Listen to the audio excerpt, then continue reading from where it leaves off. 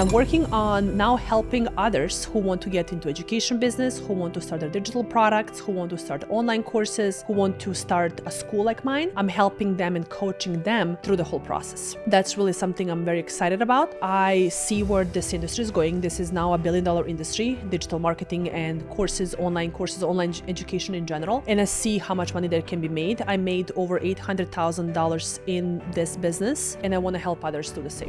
Nikolina, thank you so much for being here. I'm excited with this. Yes, so excited about this. Thank you. How you doing today? Good. Very busy day, but it's a good day. It's a good Saturday. You were busy, your business and running all those calls and coaching and all that stuff, right? Yes. Good. Well, I'm excited to be chatting with you and all the info and the story you're gonna share. Yes. Man, I'm just all into it for sure. Awesome. So you guys are ready for this? Yes.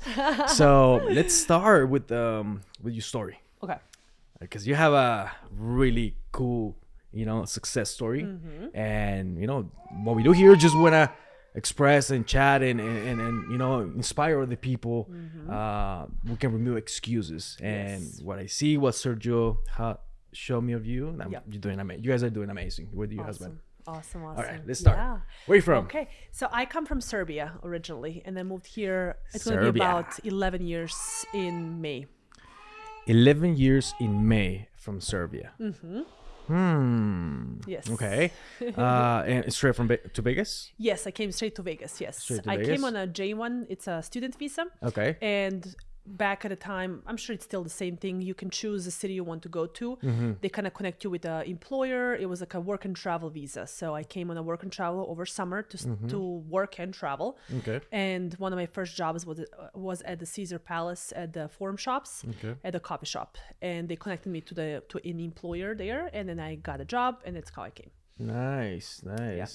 So why do you move to Vegas?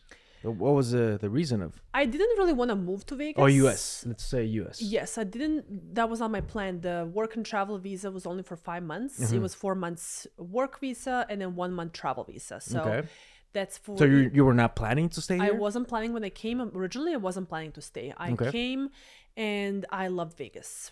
I'm not sure what I love about Vegas. I was thinking about this, like why I decided to stay and what really, going back now, knowing what I know. Yeah. The reason I did that because I come from a very small town back in Serbia, and I realized that when you're in a small city, you're surrounded with people who are not achieving a lot, right? So they're just average. They're not achieving a lot, and you cannot really see anything that you can maybe replicate right around in your surrounding. When I came to Vegas, I saw a lot of huge buildings. Everything is so luxury. You get inspired, and then you see okay, well, if they can do it, then that means I can do it, right? So your vision broadens and your opportunities broaden as well, and you start thinking okay, well, if there's someone else who's achieved something big, $1 million buildings, luxury, everything is so new, and you see people gambling closer. And you see people gambling $300,000 on one hand. You know what I mean? You're looking at those numbers. You're like, wow, this is crazy. People don't do that in Europe, right? Yeah. So when you see that here, you see more opportunities, and you see that's more achievable rather than staying in a small city when you're surrounded with people who have not done a lot. Okay, so you're immigrant. Well, I'm not anymore. You were. Yes, I'm sorry. I'm having to say. I'm not saying that you are, but maybe, you were. Maybe an immigrant. I believe that's a word that always stays with you, right? You're always an immigrant. Yeah. Even if you have a green card, right? Of course. You're still an immigrant. You just immigrated for someone else. I'm not illegal anymore, but I was an immigrant. I was illegal for 4 years. Yeah, I was illegal too. So, of course, I'm legal. So I'm legal now. Don't worry about it. I'm good. All good. We're good. Don't deport us, okay? Yeah. Don't report us. Let's go in the business part, because I know like a lot of immigrants. Yes. We come from other countries, just looking for another better lifestyle, better life. Yes. And maybe some people, they just they don't pursue the ability or the opportunity. They don't take the opportunities that we have here. Yes. What made you start the business? Well, what was that thing that you saw? Well, one thing with immigrants, illegal people in general, I'll tell you one thing that whenever I see people on the street, for example, I'm now going maybe off the topic. I just want to say this because this is something that I always have in my mind. Whenever you see people on the street like begging for money or whatever, you'll never see an immigrant begging for money. Think about it. You'll never see an immigrant. You'll never see a Mexican person or Eastern European person begging, you know, half naked on the street. Like, you'll never see that. The reason for that, because we find opportunities. And you'll see people selling tacos. You'll see people selling flowers. You'll see, like, they're not going to be just sitting on the street. Yes. So you see a lot of people from Mexico, like, selling tacos, you know, taco trucks, or just having like a little booth. I always see like women on my corner where I live on Blue Diamond selling flowers. Like, they're never going to be there and beg for money. They're going to find a way to provide value and give you something, and then take your, you know, sell you something, right? So like that's one of the things with immigrants, illegal people who come here. They're looking for opportunities. So the reason I started my own business is because I couldn't get a job. I just simply couldn't get a job. I was here for 4 years. I was illegal. No one wanted to hire me, or they would hire me under the table for $3-5 an hour, and that wasn't enough to survive. So I was like, okay, then I have to make my own opportunity and start making money somewhere else. And the best thing about America is you have so many opportunities. So that's how I got into beauty, because I wanted to start something where I can, you know, get paid cash. Because for makeup services, no one cares if you're an immigrant or not. As long as you provide the service and results, no one cares. No one cares. So that was one of the ideas for me, and the reason why I started doing makeup and started my own business. Nice. I love that. Yeah. That's true about, you know, like the people on the streets, like begging for money. Yep. We see that opportunity different. That's 100%. And exactly, because you come from a worse place. I'm not saying that I came from a poor family. My family was very well, and they were able to provide for me everything I wanted. And I was, you know, maybe living in even better than average in Serbia. But I just wanted better. I wanted more than that. But then when you come here, then you see all that where you came from. You see like, oh, wow, that's like such a big difference. Here you have so much more opportunities. Here it's so much easier. The system works better here. So you're able to start a business without having to go through all the, you know, process that you maybe have to go back in your country. System is much more reliable, you know, and all that. So that's the reason why when you see things better, you already start getting ideas. Like your brain just works like, okay, I see this, I see that. You know, like you surround yourself. And when you start seeing those ideas, you know, it's almost like when someone tells you, and I'm sure you've heard this analogy, when someone tells you like, you know, have you seen a red car on the street? And now you start focusing on a red car on the street, right? So it's the same thing. Like you see opportunities, you see like, and then things just start popping. Like you see opportunity here, you see opportunity there, and you start accepting that. You start wanting to be a part of that, because you see that obviously you can. If someone else has done it, you can do it too. Yeah, you see what you focus on. You know, that's true. Exactly. So, and were your family like business owners or something like that? Yes. Yes. Okay. My back, mom, back in Serbia. Okay. My mom still owns a flower shop. She owns. She used to own 3 locations. Now she downsized to 2. And my dad, he had a job always, but he also was investing into real estate a lot. Okay. One of the things that happens a lot with the immigrants is you know, I know there's a lot of us Mexicans here in this country, and we think that only Mexicans are immigrants, but like we have that perspective somehow. Yes. But it's not true. There is a lot of like immigrants from different places, looking for a better life, you know, provide better lifestyle for their families. And that's all we're looking for. That's all we want. And you have done it pretty well. I see that. Yes, so thank you. Congrats on that. Thank you. So let's jump in now in the business. So you want to tell the audience like what kind of business, what do you do? Yes, absolutely. So I started as a freelance makeup artist. I was a freelance makeup artist for about 5-6 years, just doing that full time. I went to cosmetology school, thinking they'll teach me about makeup, but they didn't. So that was a waste of money at some point, because they, you know, they promise you they'll teach you makeup, but a lot of cosmetology schools don't focus on makeup. One of the reasons why I got into coaching later on. And then I established my makeup academy in 2020. Okay. Right. 2 weeks before COVID hit was when I opened my academy, and it was the best decision I've ever done. Starting getting into education and getting into coaching. So you teach girls? I teach aspiring makeup artists who want to become a professional makeup artist, who want to go from being a hobbyist in makeup to starting their own makeup artistry business. Nice. And you do online or in person? Both. So I have a location. I got my school license through Education Commission here in Vegas. So I have a physical location, and also I teach online as well. So most of my students come from out of state. About 80% of my students are from out of state. They travel to Vegas for that 1 week of in-person training, in addition to the online training they also have. Nice. Is your husband involved in the business as well, or just you? Yes, my husband is involved. He was helping me set up the whole business when I started the business. And now he's taking over my marketing because he owns a marketing agency. Nice. So he took over that completely. So you said that you started the business in right before COVID. Is that right? The Makeup Academy business. Yes. Right before COVID. How was that? Well, that was interesting. I started the process 2019 in August. It took me 6-7 months took me to get the school license. I was going through the education commission. It was a whole process. And then I remember it was like 22nd of February, I think I got my license, my school license, to finally am able to operate my business as a school. And then I got my lease at WeWork. That's how I met Sergio at WeWork in Town Square. And I paid my first payment for my lease, and boom, COVID hit literally 2 weeks after that. Boom. Oh, wow. Yeah. And I still had to pay my lease, and I still had to pay my expenses. And I invested all my money into the business, cash and credit cards, my personal credit cards at a time, because the business was new. I just opened the new LLC. I wasn't able to apply for any business loans. And I invested all my cash and pretty much all my savings and all my credit cards. And I maxed everything out to get into that lease and pay a deposit and, buy the furniture and all that. And then boom, COVID hit. That's crazy. Yes. Oh, wow. So like a lot of people, like they want to somehow start some sort of business, right?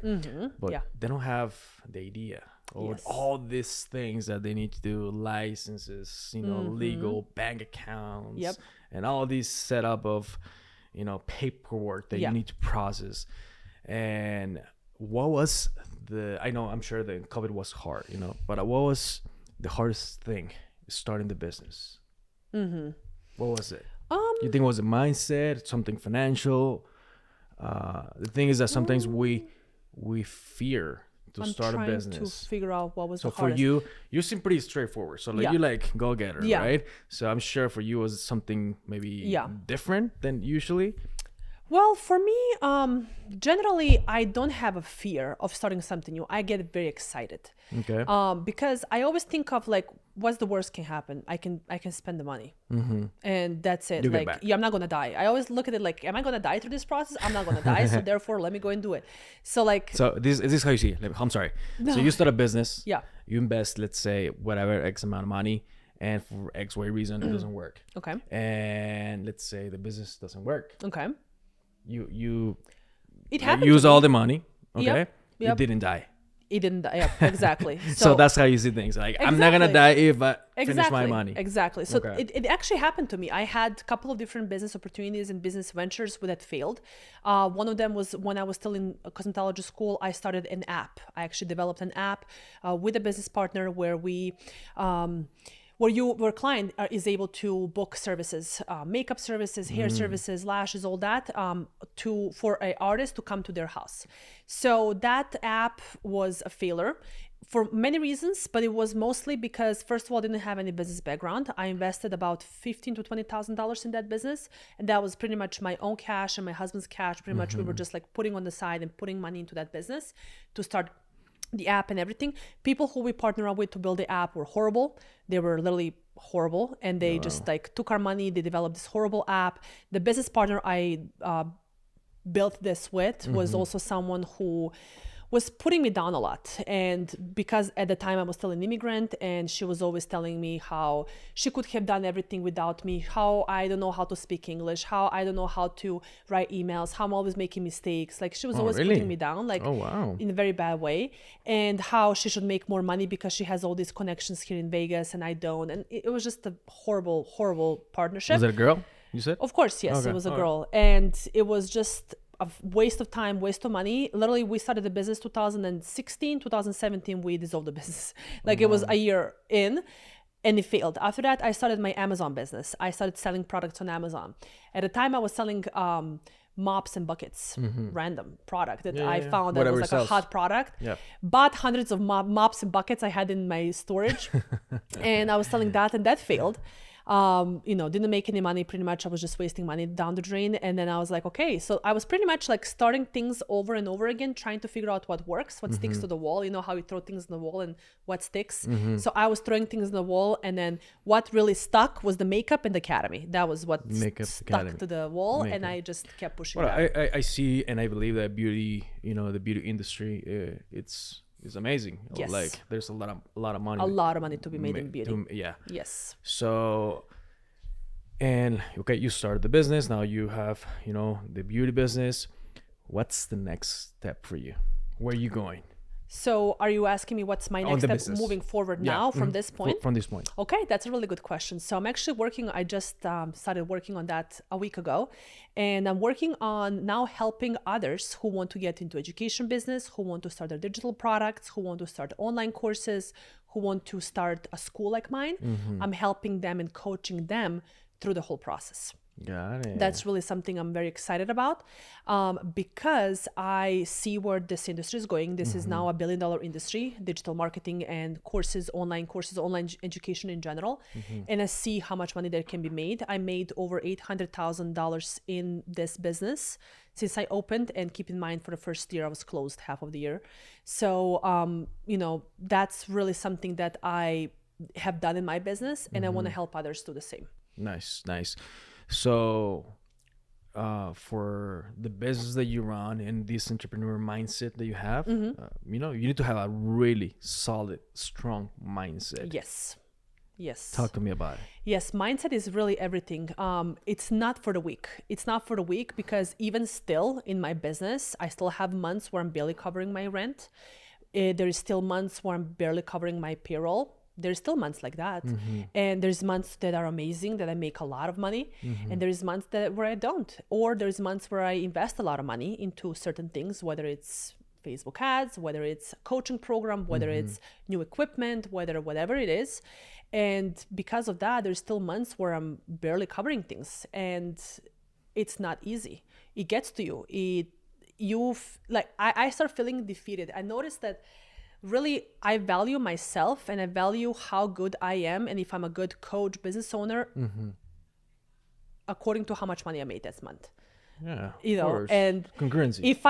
Even if I have, let's say, other aspects where I, let's say, have a lot of leads that came in that I'm going to convert next month, or if I have a lot of students who do really amazing, they have great results. It's not what gives me the motivation. It's really the money that I make.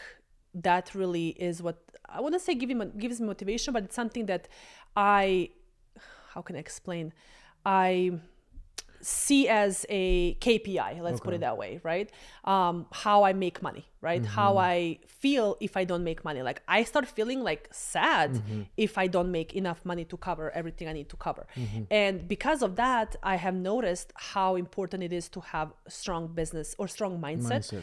Because there will be times where you want to quit. There will be times when you want to go and get a job. There will be times where you want to just give up and throw everything down the drain and be like, I'm done with this. Yeah. And there has been time, like especially when I invested so much time and so much money. The hardest part of this whole process was getting the school license. That was the hardest part, because I've dealt with people who are in their 60s who I'm trying to explain my business model, and they kept trying to compare me to someone else who have done the school as well. And I'm like, I don't want to do that. I want to do this. And they kept denying my business license, kept denying my school license. That was the hardest part. And after going through that, I again get to the new roadblock, which was the COVID. And a lot of people would quit in that process, be like, I'm done with this. Like it's clearly not meant for me, but I've gone through that, and it's very important to work on your mindset. The way I work on my mindset is reading books, listening to podcasts, and listening to other people's stories. That's why we're here. Yes, that's why we're here. We're building strong mindset now.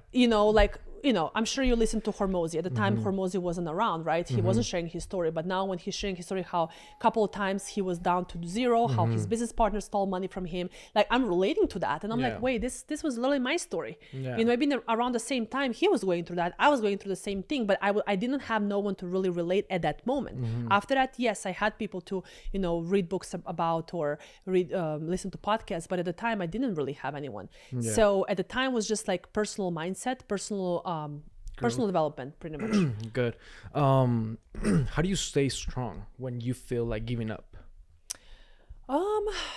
How do I stay strong? It's a curve. It's never flat. It goes up and down. So I know if I'm in a dip, like I was just sick, right before New Year's, we got sick. I wasn't working. Money wasn't coming in. I wasn't promoting.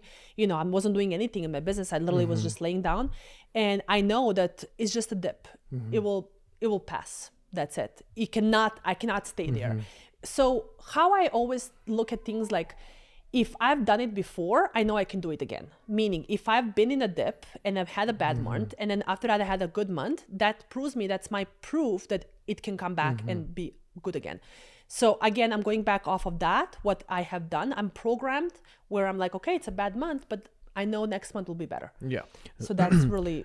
That takes a lot of emotional intelligence.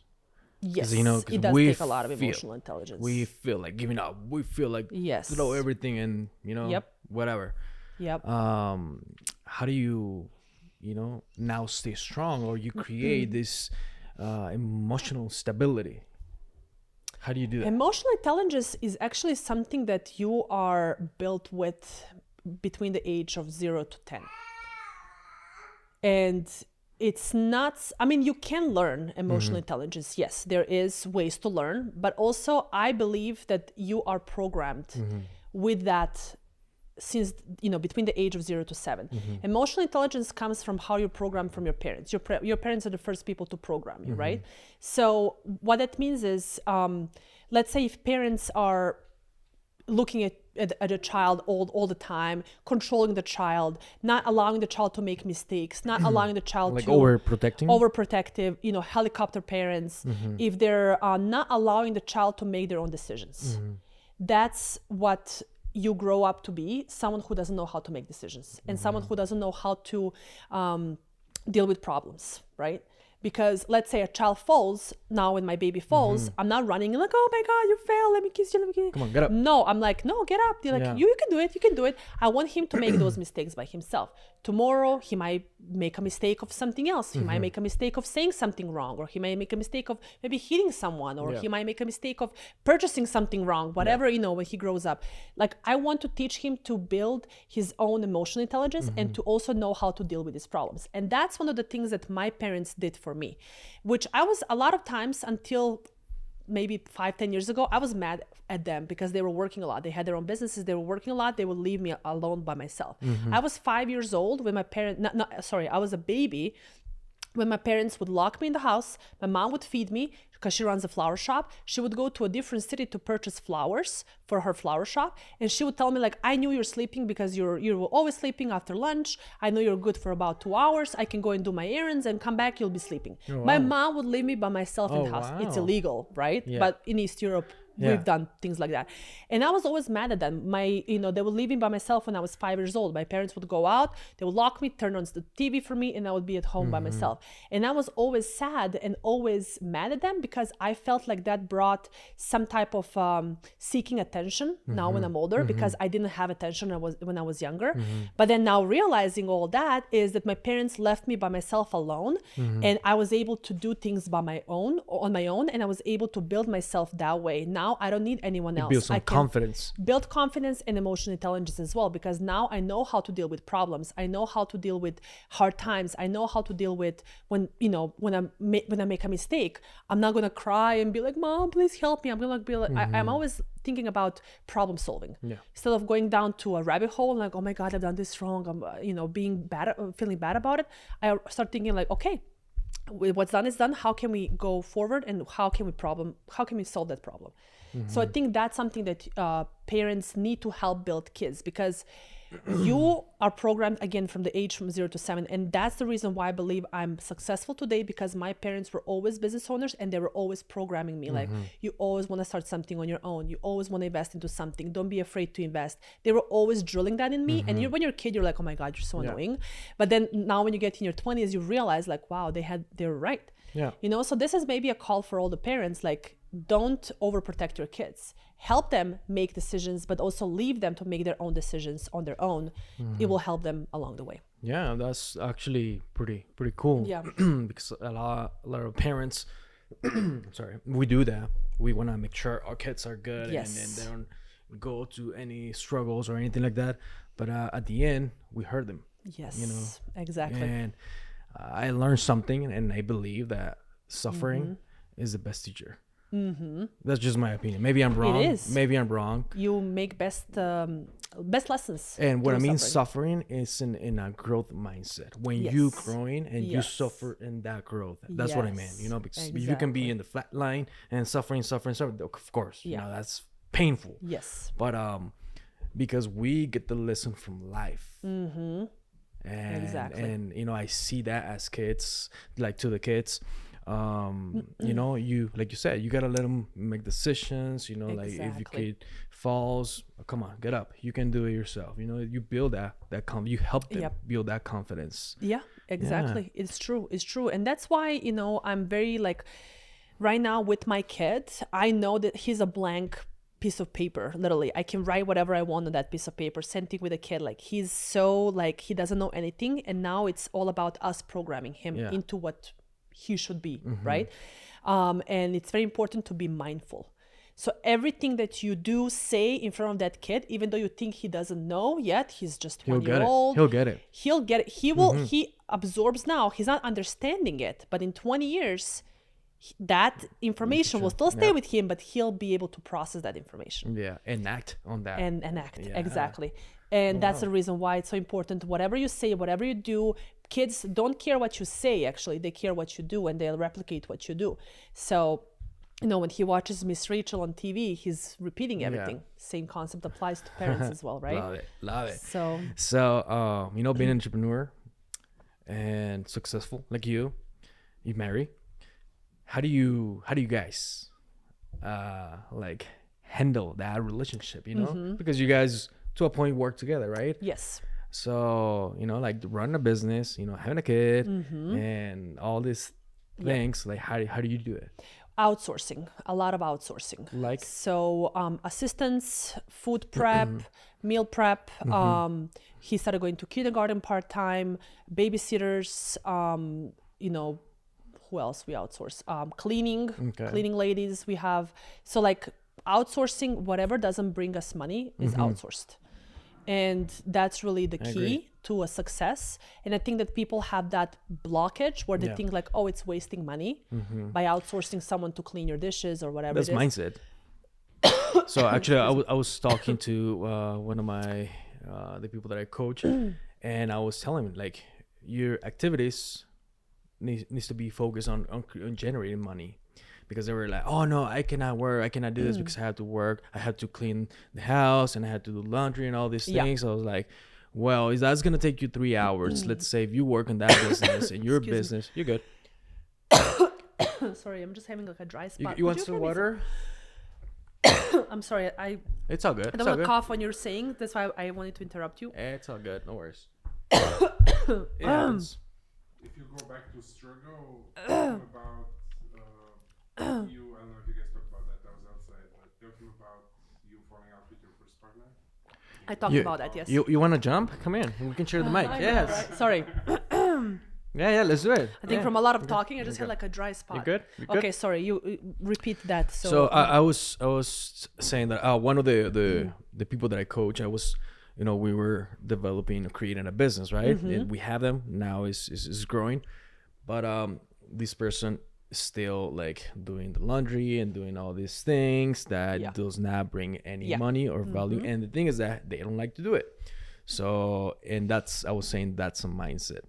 So let's say it's going to take you 4 hours. That's what I told him, 4 hours to do all the cleaning and all these things. Exactly. What if you spend those 4 hours in the business? Working if on the business, somebody's going to charge you, let's say $300 to clean your house. Yep. Okay.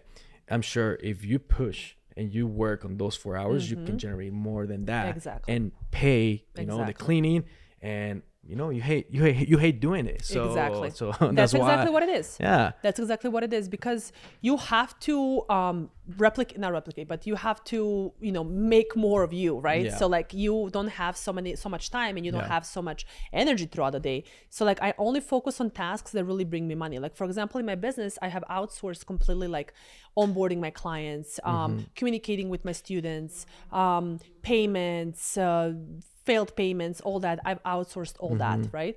And I only focus, like my focus is just sales, marketing, and coaching. So sales, meaning like my assistant books me sales calls, I get on those sales calls. The sales calls are already pre-screened. Money generator activities. Generating money, right? Marketing, again, that's my number one money making activity. And then coaching those students. I even hired someone to help me with coaching. So she does about 80% of the coaching. I do about 20%. Next thing is also, like I said, cleaning, babysitters. Obviously, I don't want my kid to be raised by babysitters, right? So I still want to be big part of his raising process. So that's why he only goes part-time to kindergarten, because I do believe that there he will learn, because they do a lot of learning activities as well and all that, and also he'll be able to spend time with other kids. So it's all about the balance. It's never a perfect day or perfect time. It's all about balance. I love when I have my day organized the day before, knowing like, okay, I look at my schedule, I see my coaching calls, I see when I have to wake up. Some days I sleep a little longer because I'm able to. Some days I have to wake up at 6 or 7. So I kind of like look at my schedule the day before, and then I know how my schedule is going to look like for that day. If I have just like maybe 1 or 2 sales calls and I don't have much going on, I'll take a day off. It's a Wednesday. I don't care. I'll take a day off if I can. I run my own business. I can do whatever I want. That's the whole point.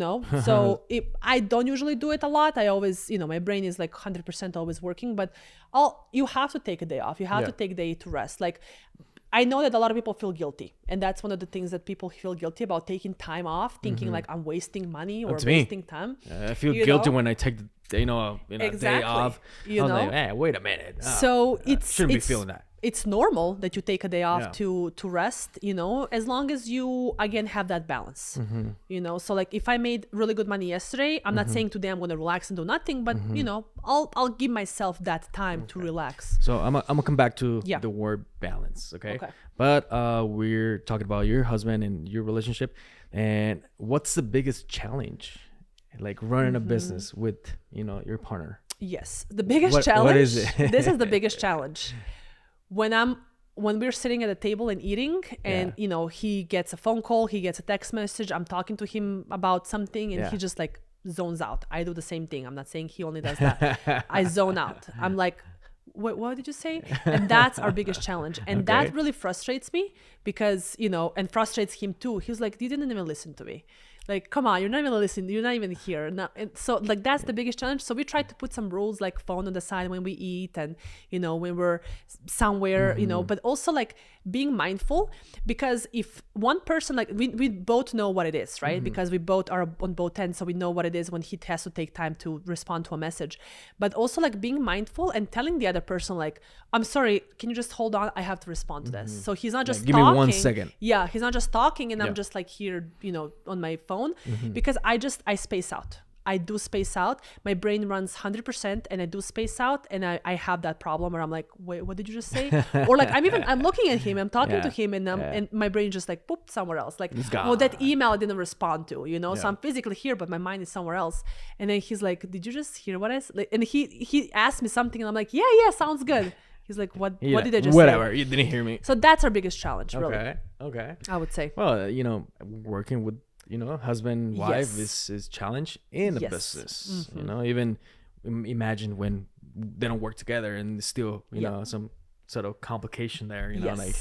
But we're grateful that both of us own a business. If let's say one person didn't own a business and worked at a job 9 to 5, and the other person did, that would be a lot of gap. And I see that with a lot of couples. So like the one is a hustler, 100% working, not making money a lot of times, right? When you're setting up systems, you're not really physically getting paid. The other person knows, okay, I'm going to go in the job, I'm going to get paid $20, $25, $40 an hour, and I'm going to get paid for all the time I invest into work. So like they don't understand each other. Well, at least the one who has a 9 to 5 job will not understand the hustler and will get mad. Well, you never spend time with me. Well, you never have time for me. You never pay attention. I'm talking to you, your brain is somewhere else. You work till 2 a.m. in the morning. morning, there'll be a lot of gaps. So I think that we're lucky that we both own a business because we both support each other 100% of the time. Yeah, And you understand each other. We understand each other, and we know what like, for example, Ivan just got a lot of new clients in the past couple of months, and he's been literally working till 5 a.m. in the morning, 4 a.m. in the morning. Like, I wake up with a baby, he still sleeps. Like, it's like we don't even see each other. We're in the same house, we don't see each other. And I understand. I don't get mad at him. You know, I understand what he's going through because I know what took me when I was building my business. First 4, 5, 6 months are the hardest. And, you know, I understand, but someone else would be like, oh, hell, I'm going to go and find someone else, you know? So, like, it's true. Yeah. That's just well, the what fight it is going to be, maybe it's going to be a different fight. You know, like it'll be a different fight. With whatever, anyone, you know, someone else who you gives me more go, attention, you know? You see the grass is greener on the other side, but there's Exactly. always something to work on. Exactly. So I think that really, you know, being in someone else's shoes and understanding them is the most important thing. Cool. Love it. So now going back to the word balance, you know, because this is a really, I'll say, confusing word. Yeah. So I want to see your point of view. And the reason is because being an entrepreneur, you know, being a business owner, we look for the balance. So what does that mean to you? I mean, balance is really having, okay, in my case is having from 2 hours of work, right? So like I don't book any sales calls before 9. I don't book any sales calls after 5. That's balance for me. Meaning like I can be booked back to back that whole day, but then after 5, usually my baby comes from kindergarten around 5. That's our time. Between 5 and 8, we're going to spend time. We're going to play. We're going to eat, have dinner, cook, whatever it is. Maybe go for a walk. And then we're going to put him to sleep. And then I have time for myself. So like that's my time between like maybe 8 p.m. till about maybe 10:30, 11, depends on when I go to sleep, is time for myself. I need time for myself, meaning don't talk to me, don't look at me, don't, I'm by myself, whether I'm on my phone, whether I'm watching a Netflix TV show, whether I'm reading a book, whatever it is, it's my time. So I need also to recharge my battery. That's just how I am. And I need that time for myself. Like don't talk to me. So that's really balance for me. Okay. You know, like I guess having those hours that you put, and also you have to you have to protect yourself, because people, especially working with students, they will want your attention all the time. They have a question, 8 p.m., 8 a.m., they have a question, they'll text you, they'll email you, they'll call you. You have to protect yourself. Yeah. So like that's really what's important, and I've learned that through the process. Before, I didn't do that. I would be always available. I would be a yes person, yes to everything, to all the night outs and to all the whatever gatherings and networking so events. you have learned to say no. I've learned to say no. And that's one of the hardest things. That's the hardest things, because in the beginning you think you owe people, especially if they pay you for something, you think you owe them, right? So you think you have to be there, you have to overachieve, and you have to over deliver. And then now I've learned to put respect on myself, meaning like, okay, I'm not going to respond to you. You'll get my response tomorrow. Yeah. So that's really what the balance is. You create your space, and of course you block that time. Yes. For yourself. That's very important. Yeah. Cool. Well, that's very interesting, because like people have different ideas of what balance actually is. And you know, honestly, like balance for me, it could be different, but it doesn't mean that you're wrong and I'm right, or I'm wrong and you're right. Of course, so, yes, because everyone's it's different perspective, and that's one of the things that I'm learning, and we all need to learn. You know, balance means something different to other people, to everyone, exactly. Different lifestyles, different businesses, different backgrounds, culture, and all those things. Exactly. And that's something that we need to learn. Exactly. So many. It's just finding what works for you. Exactly. And no one has a blueprint to balance. Yeah, it's so what works for you. Ivan was saying something about go back to struggle or something. He mentioned something. Well, we did kind of talk about that, about my previous business Oh, partner. okay. Got it. Good, go. Yeah. So are you looking to open another business or just stay in that? I'm not looking to open a new business. The business venture I'm working on will be just addition or another way to coach, because I'm in a coaching business. So this will be just one more, let's put it this way, new program, a new coaching program. I've noticed, because I work with beginner makeup artists. That's my niche, and it's very niche down, right? Beginner makeup artists. I've noticed that there is so many other niches and so many other industries and so many other levels of, you know, where people are at in their business that I could be helping. And even though I love makeup, it's my passion. I love doing makeup. I love applying makeup. I feel in some certain way that I have outgrown it a little bit, and now I'm ready for something else. My spirit feels ready for something bigger, something, I want to say better. Makeup is amazing, but something bigger where I can help people on a bigger scale.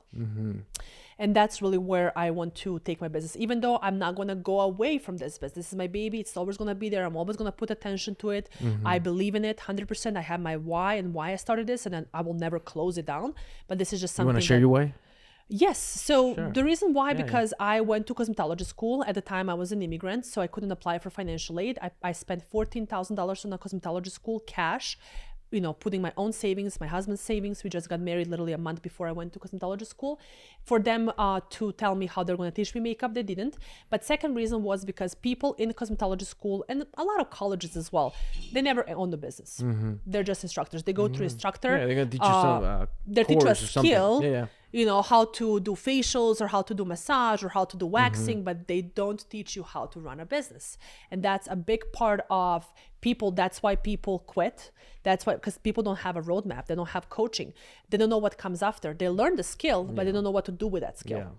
Same thing, how people go to college and then find a job in a completely different industry because they don't have a roadmap of how to actually monetize what they've learned in that college. And that's why I believe the colleges will die out in the next 5 to 10 years, because learning from someone who has done it is the best way to get success. And I've proven that over and over. I've spent tens of thousands of dollars on coaching and learning from someone who has done it. Like, for example, learning from Sergio, who does Facebook ads. When I sit with him and we go through a 30-minute session and he explains to me what he does, I learn more than what I maybe learned through going on a marketing course that I had in my college back in Serbia. So, like, you know, things like that is because they save you time, they save you money, and they help you bridge that gap much faster versus going to college 4 years, getting into all that money. I think that that's something that's just going to die out, especially because of the industry we're in, the coaching industry. Yeah, you need to have a really open mindset so you can understand that and vision. You know, you need to be able to see with the physical eyes, but with the mind. You know, like why are you doing it? Why are you taking that course? And like you said, taking the advice from someone that have done it. That has done it, yes. Yeah. So I always say, like, whoever's looking for a coach or whoever's looking to, you know, work with someone, look at the results they've done. The results. Look at the results, their own results, the results they give to other people. Look at that. And that's the best way for you to get results, and the easiest and the fastest way without having to reinvent the wheel. Just learn from someone who has done it. And that's it. And again, people in the cosmetology school, they're just instructors. They went through instructor training and now they're teaching. And when I ask them, what booking system should I use? I don't know, Google it. How to get my first paying clients? I don't know, Google it. You know, go get a job in the salon. Do the work, do the work. Go get a job for $15 an hour. And so, you like to read? Yes. Yeah. What are you reading right now? Right now, I'm reading a book about parenting. Parenting. I forgot. What's that book called, Matzo? It's Parenting with Love and Logic. Parenting with Love and Logic, yes. Oh, really? That's a book I'm reading right now. That's the stage of life that you're in now, so I'm sure you know. That's a book I'm reading right now. Of course. I recently read Think and Grow Rich for thousands of times. Yes, it's a book that you have to read at least once a year, and every time you look at it with a different aspect or different eyes. One of the best books I've ever read, and this is more of, I would say, self-development book, was Becoming Supernatural by Joe Dispenza. That was a recommendation from Sergio, actually. I was going through a lot of health issues at the time, a lot of depression, a lot of anxiety when he told me about that book, and that book literally changed my life. And I feel like I need to read it again. It's also a book that you need to read every couple of years as well. So that's my favorite one. I'm gonna come back to the book thing. Okay. But you say depression. That's a really strong word nowadays. Yes. Why? Well, I've had a lot of issues with insulin resistance to be, you know, specific. And that was the hardest time because doctors here in America didn't know how to diagnose me. I believe the public system here in America, health public system, is it's hilarious. It's funny. Like, it's literally funny how they don't know how to diagnose, especially when it's a symptom where it could be a lot of things, right? Yeah. So the symptoms I had at the time were bringing me a lot of depression. Depression is a strong word. You're right. I don't think I'm depressed. I don't think I was ever really You're depressed. feeling depressed. Yes, you just have the feeling of depression, but It's the different. depression really came from feeling alone, not having anyone to relate to with my symptoms, not having anyone to say, okay, these are my symptoms, can you understand me? And feeling like no one can help me, feeling like I'm going to be with this symptom or this condition, chronic condition, till the rest of my life. That's really where that depression stemmed from. And then that also comes with anxiety of fear, a lot of fear, fear is just illusion. So it's something that, causes a lot of different emotions in your body as well that are really not there. You just create in your head. And that also was just a big magic circle I was in for about a year and a half, until I finally went to Europe and was diagnosed there and put on a proper medication. So becoming supernatural helped you through that Becoming process? supernatural helped me. It helped me mostly by understanding how traumas work. So for example, if I feel similar symptom, I start feeling like the same problem is coming back. And that's just your body triggering the same chemicals in your body physically that produced in the same time you had the problem. And that's why you're feeling the same again. And that really was something that helped me overcome or understand at least how traumas are created and why traumas can trigger even 5, 10, 20 years from when you had the first time, just because of that, chemicals that your body produces. And your body produces chemicals because you give it attention, because you think about it, because you start feeling it, and you start thinking, oh, it's coming back. And then you start feeling the same You as give you them did. power. You give it power, exactly. So that was really something that changed my mind a lot, generally, and then meditations as well. Meditation, yeah. I've used to meditate a lot. Now I pray. So that's something that I've changed. Now you pray? Yes, I've always Why? prayed. What do you Well, change? I always felt like I always believed in something. I was always someone who believed in God, but I was never very how can I say, I wouldn't really go to church or a lot or, pray every day, but I was always praying since I was a kid, here and there. It was always I believe in God and that's it. But then coming here to America and learning, and a lot of people talk about mindset and talk about manifestation and talk about universe and talk about all affirmations. So I started believing in that, putting all my attention to believing in that and believing the reason I'm succeeding, getting success is because I believe in affirmations and manifestations and all that. And then I realized that actually it's all about what you believe in, right? You can believe in universe, you can believe in God. So I realized that I always believed in God. Why not go back to that? And then when I started praying more than meditating, it gives me the same amount of peace, same amount of calmness.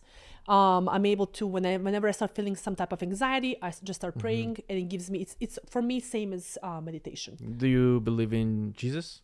Yes, You I'm do? Christian, yes. Okay, Mhm. okay, Yeah. perfect. Yeah. The reason I'm asking is because we have this idea of God and Jesus of a religion, Yes. and there's nothing to do with it, honestly, in my opinion. And I do believe in God as well, and I'm Christian. I like to go to church, and I feel that's the way I get connect to the source. But I Yes. still meditate. So a lot of people think that meditations are from the devil or something. Yeah. I'm like, why? It doesn't have to be. Yeah, You can do both. Exactly. You can pray and pray meditate. and meditate. Yes. Yeah, Praying exactly. it's like talking to a friend. That's how I pray. It's just like another conversation that you want to have with Yes. someone. And I believe there's a power in the prayer. Yes. I believe because you feel and you give that Yeah. power to God, and that feeling is something that is hard to Exactly. explain. But in meditation, I see like is the way I clear my mind, I clear my space, my soul, my whatever's Yes. around. So whatever's Yep. happening. But that's cool. I didn't know that. Yeah. You, Well, okay. I mean, for me, believing in God is having faith, right? So whatever you put faith, you can put faith in God, you can put faith in Jesus, you can put faith in universe, you can put faith in whatever, in yourself. As long as you have that faith And believing in God is almost like believing that someone else has control of your life, and that someone else will do whatever it takes for you to achieve whatever you want to achieve, right? So having faith. Meditation, like you said, it's clearing your mind, it's being in the moment. That's really what meditation is, because when we live in the past, it's depression. When we live in the future, it's anxiety. So being in the moment is what meditation allows you to do. For me, prayer allows me to do the same thing. I'm able to be in the moment when I'm praying. So I kind of combine two in one, let's put it that way. But also I do meditate, and I do breathe, and I do breathing work as well. Because if I'm starting feeling anxiety, I know exactly how to control it. And that's what becoming supernatural has helped me, by understanding how to really fully be in the moment. Because even if you are in the moment, someone who has just started, let's say, meditating, your brain is in a gamma waves. It's a monkey brain, right? You think you're calm, you think you're thinking about whatever, you think you're focused, but your brain is still running around and is still thinking about something else.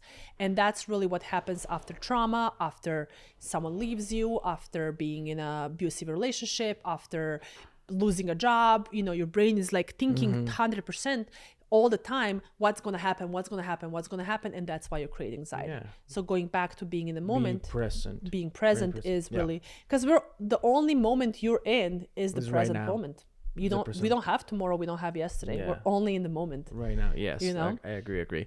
So some people think that, like you said, giving control to God, and they wait for things to happen because they give the control to God. But that's not how it works.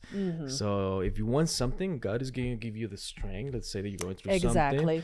If you want a business, God is going to help you, open doors here and there. But it's not like show up. It's not do the work for you. Like, and never give you the money and give you the business. When it's just funny. Like when people I see them or I hear them.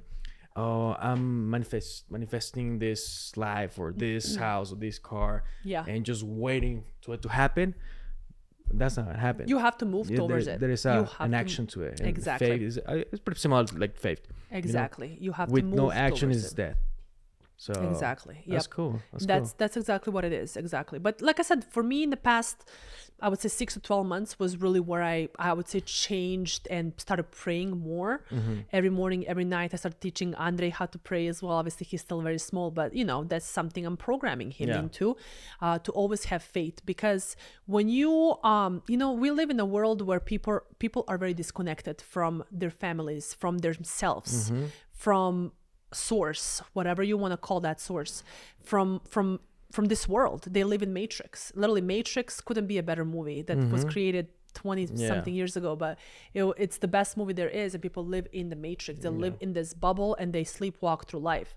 So I see that, and I always believe that when you are unaware, devil has a lot of doors to enter. And that's why people start drinking, start gambling, start getting to all the drugs, getting anxieties, getting depression, because they're so unaware and they're so disconnected. Absolutely. So going back to connection, some type of connection, being present in the moment, praying, meditating, valuing family. I think that's one of the things I really miss a lot in Europe, and I think it's very similar in Mexico too, where families are very you value family. It's the core where you come from. It's the core, your core that keeps you going through life. So a lot of people here, they stop talking to family. They detach. They detach, and it's really sad. And that's why you see a lot of people killing other people. You see a lot of people shooting other people. You see, it all happens because of that. Yeah, you absolutely. won't see a person who believes in God, who is raised by love and respect, to go out and start shooting people, and you're not going to see that. Usually it's damaged people who do things like that. So I think that's why we live in this world, and we have to teach our kids to go back to that. Awesome. To those cool. basics. Love it. Nikolina, thank you so much. You're so welcome. So before we finish, you want to share your business, your website, your links and absolutely. all that. That way, maybe someone is interested in learning more. Yeah, they absolutely. can reach out to you. I would love that. Yeah. So you guys can find me on my Instagram, Nikolina with a K _beauty. You can also find my website, Glam Sophisticated Makeup Academy. Same on my Instagram as well. And I would love to connect with you. So just DM me if you see this podcast. Cool. Awesome. Awesome. Thank you so much. Thank I you. love it. This was It's great. amazing. This It was really amazing. good. Awesome. I'm sure a lot of people, they're gonna take some good info from here. Yes. So, I cannot wait to love see it. the I love that footage you at want the to end. share that. So that's what it counts. Awesome. Thank Cool. you. Appreciate it. Thank you. Awesome.